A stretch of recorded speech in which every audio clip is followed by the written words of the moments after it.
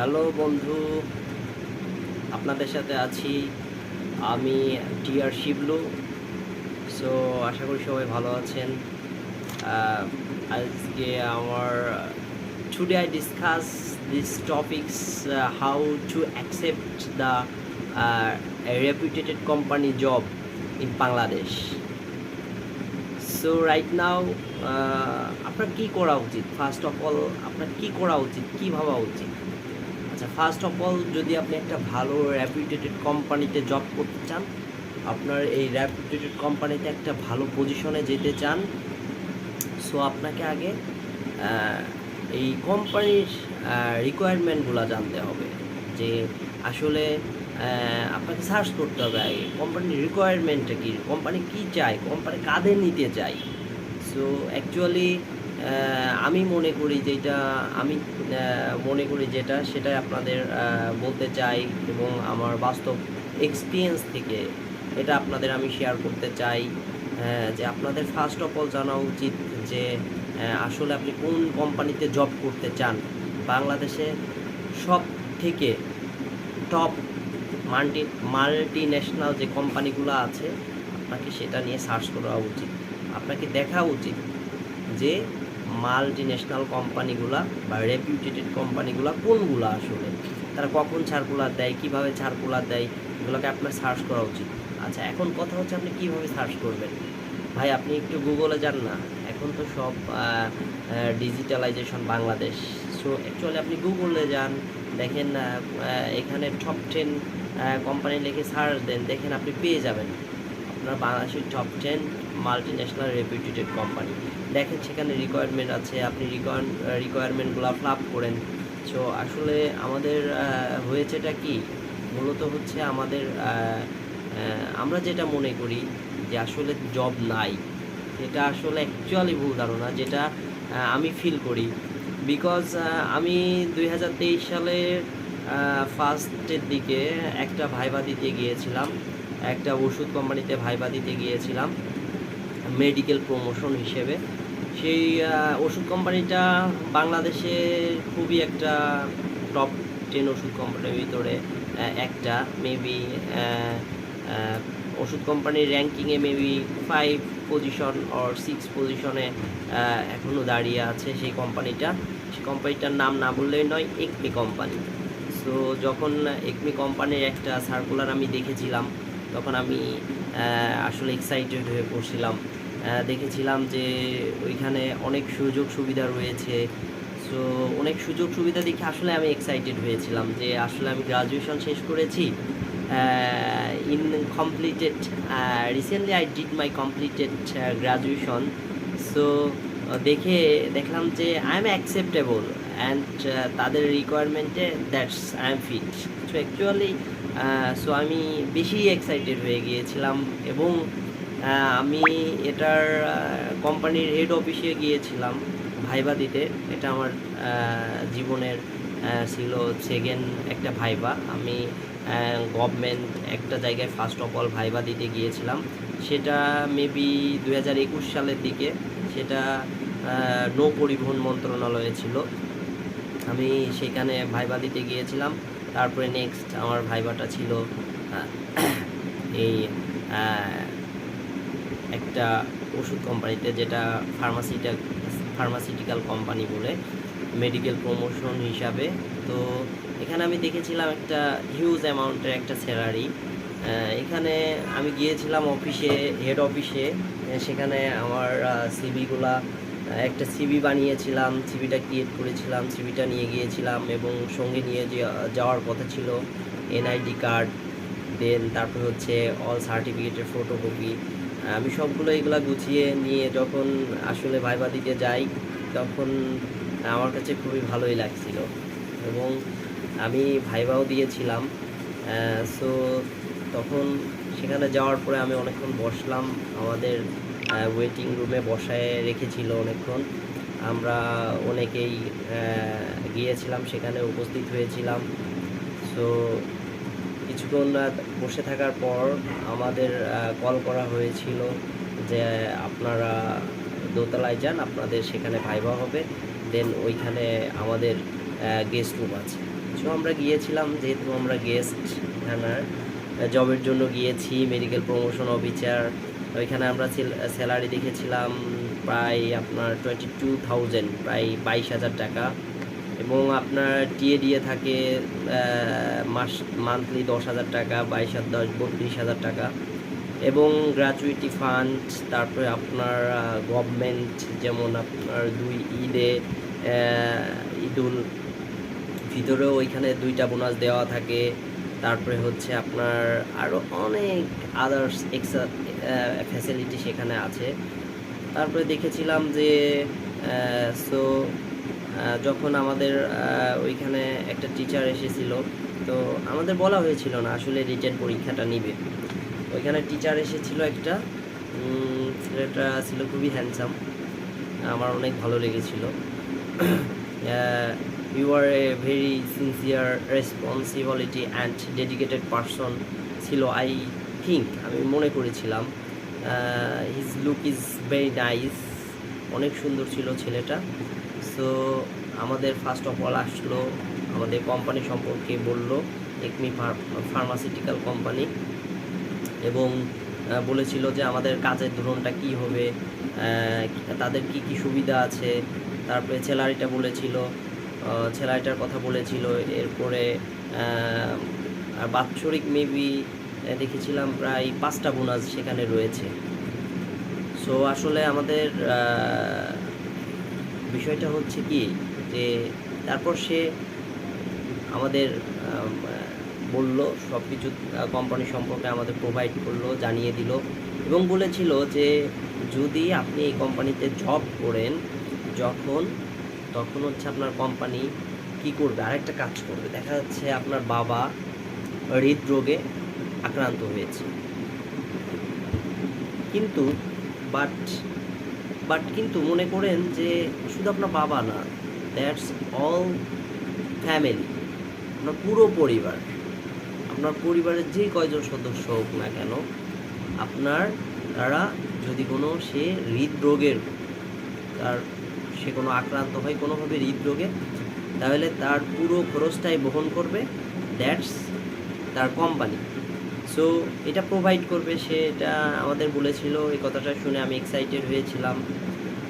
তারপরে হচ্ছে আরও অপরচুনিটি ছিল যে তাদের এমনিতে 10টা হসপিটালের সাথে কন্ট্যাক্ট রয়েছে, যদি আপনি হসপিটালে চিকিৎসা করাইতে যান, আপনাকে সেখানে আপনি যে কোম্পানিতে জব করেন এই পারপাসে আপনি এখান থেকে প্রায় 25% আপনি ডিসকাউন্ট পাবেন, আপনার যে টোটাল কস্টটা আসবে ডক্টর দেখানোর পরে বা আদার্স বিলের পরে। সো এটা শুনে আমার খুবই ভালো লেগেছিল। সো দেখেছিলাম যে টোটাল 32,000 টাকা, এরপরে যদি আপনি টার্গেট ফ্লাপ করতে পারেন, আপনাকে একটা টার্গেট দেওয়া হবে। টার্গেট ফ্লাপ করতে না পারলে কোনো প্রবলেম নাই, যদি আপনি ফ্লাপ করতে পারেন তাহলে আপনার স্যালারি দেন ওই ফ্লাপের উপর আরও বাড়বে। সো অল ইনক্লুড আপনার টোটাল স্যালারি মান্থলি আসবে হচ্ছে প্রায় 40-র কাছাকাছি, 35-40 এরকম আসবে। সো একটা বিশাল ব্যাপার যে আমি গ্র্যাজুয়েশন শেষ করেছি, গ্র্যাজুয়েশন শেষ করে আমি প্রথমে চাকরিতে ঢুকে আমি এত টাকা বেতন পাবো। আচ্ছা, এখন বিষয়টা আসি, আমাদের ডিউটির যে কথাটা ছিল বলেছিল, সো ডিউটির কথাটা বলেছিল যে সকালে যেতে হবে। অ্যাকচুয়াল কাজ হচ্ছে আমাদের ডক্টরকে প্রোভাইড করা এবং ডক্টরকে আমাদের যে ওষুধ ম্যাটেরিয়াল যেগুলো থাকবে আমাদের এই ওষুধ সম্পর্কে, যে আমার স্যার এই ওষুধটা এভাবে কাজ করে, এই আর কি, মানে ডক্টরের আর কি যেটাকে জাস্ট একটু নলেজিং শেয়ার করা। ডক্টর তো টোটাল জানেই, বাট আমাদের একটু প্রোভাইড করা, ডক্টরকে কীভাবে প্রোভাইড করা যায়, সেটাই হচ্ছে মেডিকেল প্রমোশন অফিসারের ফার্স্ট অফ অল কাজ, প্রথম কাজ। সো ডিউটিটার টাইমটা ছিল আপনার, যদি আপনি সকাল 8টায় ওইখানে ইন করেন, আপনি যে এরিয়াতে জব করবেন আপনার এরিয়া ম্যানেজার থাকবে, জোনাল ম্যানেজার থাকবে এবং আরও মেডিকেল প্রমোশন অফিসাররা থাকবে।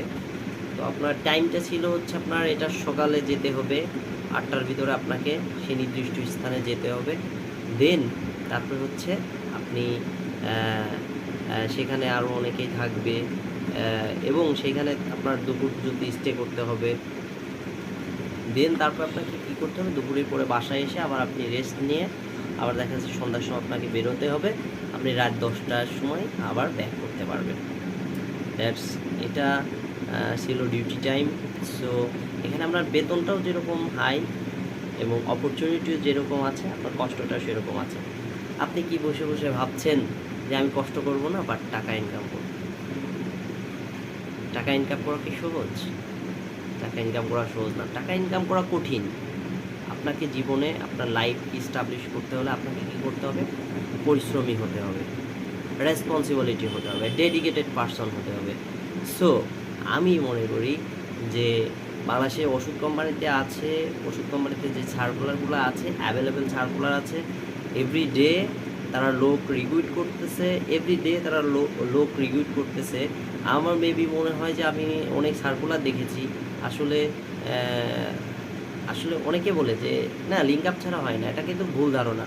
আমাদের যে ওইখানে 50 মার্কের পরীক্ষা একটা নিয়েছিল, সেটা ছিল প্রায় 20 mark MCQ and 20 mark MCQ, 30 mark written. So আমরা ওইখানে পাস করেছিলাম, ভাইবা দিয়েছিলাম, ভাইবাতে অনেক কিছু জিজ্ঞেস করেছিল এবং আমাদের ট্রেনিংয়ের জন্যও ডাকা হয়েছিল।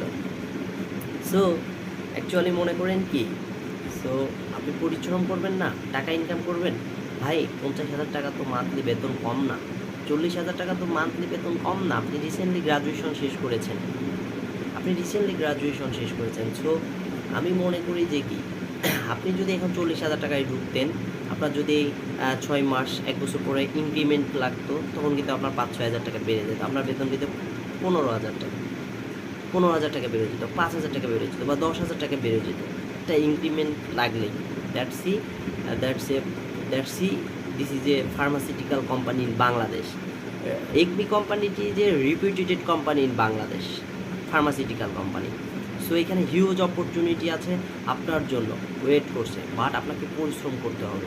সো আপনি যদি পরিশ্রম না করেন, জীবনে সফল হতে পারবেন না। আপনি কি ভাবছেন যে আমি গ্র্যাজুয়েশন শেষ করেছি, আমি একটা ল্যাপটপ চালাইতে পারি না, আমি একটা ল্যাপটপের কিছু জানি না, আমি একটা কম্পিউটারের কিছু জানি না, আমি এআই সম্পর্কে কিছু জানি না? ভাই আপনার জব হবে কী করে? আপনার কোয়ালিফিকেশনটা কি? আপনি গ্র্যাজুয়েশন শেষ করেছেন, আপনি একটা ওষুধের নাম বলতে পারেন না ভাই, আপনার কীভাবে জব হবে? আপনি বলেন, জব কি সম্ভব? সম্ভব না ভাই। আপনাকে জানার আগ্রহ থাকতে হবে, আপনাকে জব করতে হবে, তাহলে না আপনি ভালো পজিশনে পৌঁছাতে পারবেন, জীবনে ভালো কিছু করতে পারবেন। ভাই 50,000 টাকা বেতন কম না। আপনি বসে বসে ডিপ্রেশনে আছেন, জব নাই, আপনি বলে বেড়াবেন ভাই জব নাই, লেখাপড়া করে লাভ নাই, ভাই ঘুরে বেড়ান, ভাই আপনি ঘুরে বেড়াচ্ছেন, ভাই অমুক অনার্স পাস করে গ্র্যাজুয়েশন শেষ করে ভাই ঘুরে বেড়াচ্ছে, ভাই অমুক পাবলিক ইউনিভার্সিটি থেকে পড়ে ঘুরে বেড়াচ্ছে। আরে ভাই ঘুরে বেড়াচ্ছে না, কেউ না কেউ কিছু না কিছু করছে ভাই, কেউ না কেউ কিছু না কিছু করছে, তার কোয়ালিফিকেশন অনুযায়ী করছে ভাই। আপনি বিশ্বাস করেন আপনার জন্য জব রয়েছে, আপনি জব করবেন না? আপনাকে গভর্নমেন্ট জব লাগবে, আপনি বড় অফিসার হবেন, 5 ঘন্টা বসে থাকবেন, 5 ঘন্টা ডিউটি করবেন, তাই কি হয়? গভর্নমেন্ট অফিসারের কষ্ট আছে, অনেক কষ্ট, বসে থাকে না। আপনি কখনো দেখেছেন? আপনি কখনো ভেবেছেন? ওখানে গিয়েছেন, অনেক কষ্ট, মনে হয় যে বসে আছে, আসলে বসে নাই, অনেক পরিশ্রম করছে, অনেক কাজ করছে, শুয়েও কাজ করে, বাসায় এসে কাজ করে গভর্নমেন্ট অফিসার। এটাকে আপনি জানেন? সো আপনি মনে করেন কি যে আপনি বসে বসে থাকবেন, গ্র্যাজুয়েশন শেষ করে ঘুরে বেড়াবেন, জব আপনার কাছে আসবে? কখনোই আসবে না ভাই। আপনাকে ডেডিকেটেড হতে হবে ভাই, আপনাকে কোয়ালিটি সম্পূর্ণ হতে হবে ভাই, আপনাকে টেকনিক্যাল নলেজ জানতে হবে। সো তাইলে না আপনি ভালো কিছু করতে পারবেন। আচ্ছা, এটা হচ্ছে ফার্স্ট অফ অল কথা। তো আমি সবাইকে বলবো ভাই বসে থাকেন, আর একজনকে বললেন না ভাই আপনাকে জব হবে না, আপনি লেখাপড়া করেন না, এটা একটা ডাহা মিথ্যা কথা ভাই। জব আছে, লেখাপড়া করেন, সব কিছুই আছে, আপনি ভালো পজিশনে পৌঁছাতে পারবেন। ওকে, সো আমি মনে করি ভাই, আপনি মনে করেন যে একটা কোম্পানি আপনাকে 50,000 টাকা স্যালারি দেবে, ফার্স্ট অফ অল ভাই কোম্পানিতে ইনকাম করা লাগবে আপনার দিয়ে নাই 1 লাখ টাকা ইনকাম করে দেন আপনাকে 50,000 টাকা স্যালারি দিবে। কিন্তু আপনি চাচ্ছেন কি, আপনার দিয়ে আমার 10 টাকা ইনকাম হচ্ছে না, আপনার দিয়ে কোম্পানির 10 টাকা ইনকাম হচ্ছে না।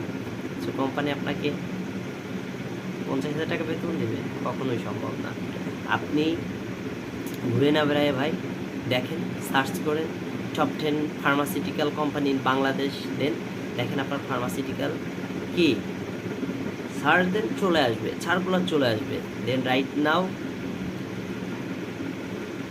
আপনি জবটা অ্যাকসেপ্ট করার জন্য প্রিপেয়ার হন এবং আপনি পরিশ্রম করেন, লেগে যান। সেদিন আমার এক ভাই বলেছিল, আমি এক ভাইয়ের কাছে জিজ্ঞেস করেছিলাম, ভাই কোথায় কী করতেছেন? ওই ভাই আমি একটা ফার্মাসিউটিক্যাল কোম্পানিতে আছি, পপুলারে আছি, এখন রিজিওনাল ম্যানেজার হয়েছি। আচ্ছা, রিজিওনাল ম্যানেজার হয়েছে, আচ্ছা ভাই ফ্যাসিলিটিসটা কি আপনার? ভাই প্রায় লাখ টাকার উপরে স্যালারি ভাই, প্রায় লাখ টাকা স্যালারি ভাই, কোম্পানি থেকে একটা গাড়ি দিয়েছে ভাই, কোম্পানি থেকে একটা ড্রাইভার দিয়েছে। So this is a beautiful life, but আপনাকে হার্ডওয়ার্কিং করতে হবে। সো আপনি যদি হার্ডওয়ার্কিং না করেন ভাই, আপনাকে কি হার্ডওয়ার্কিং করাবে বলেন?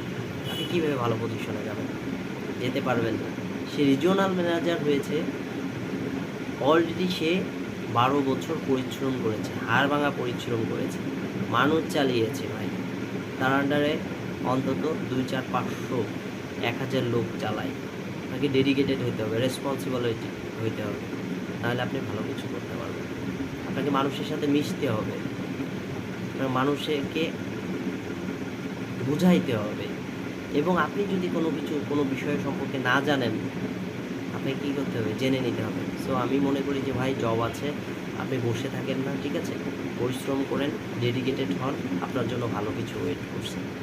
পরিশ্রম না করলে আপনি জীবনে কিচ্ছু হতে পারবেন না। So thank you very much everyone. অনেক কথাই বললাম, আমি টিআর শিবলু। সো আমি আশা করি সবাই একটু সচেতন হন, ইনশাল্লাহ আপনাদের জব হবে। Thank you so much.